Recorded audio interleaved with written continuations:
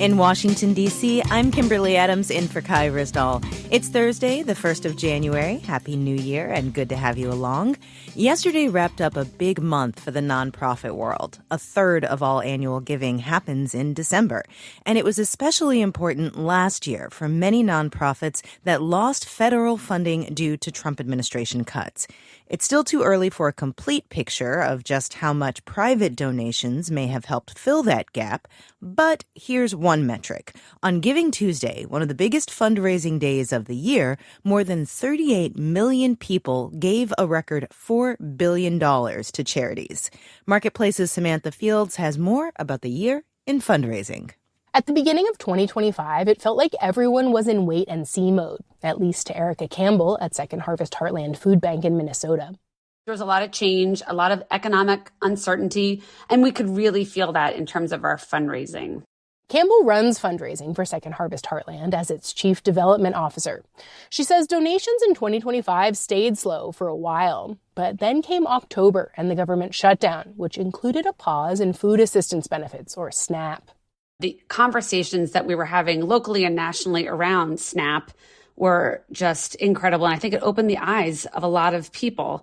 Just since the shutdown, Campbell says 7,000 people have donated to Second Harvest Heartland. That's more than all of last year. Big events and stories in the news, like the shutdown or the LA wildfires, often drive people to donate to nonprofits and individuals. Sarah Peck at GoFundMe says 2025 was a record year on the fundraising site. There were nearly 80 million donations to individuals and nonprofits on our platform. That's up from about 65 million donations in 2024. And we actually saw that the fastest growing category on our platform this year were donations to charities.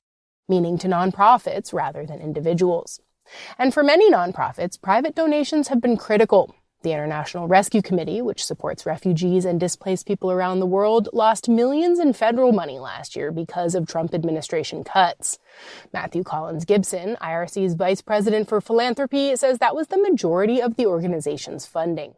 But I think what we've seen in the last year is real encouraging signs on the private side, whether that's small dollar donors or established philanthropists or foundations or corporations. It's been similar at Feeding South Florida, where Paco Vélez is CEO. He says the food bank lost about $13 million in federal funding last year, about 30% of its budget. It also saw a recent increase in private donations. However, the uptick in donations here towards the end has really only kept up with the need. If I could draw you two line graphs, those line graphs stick together, right? Both are rising, he says, but need is rising faster. I'm Samantha Fields for Marketplace.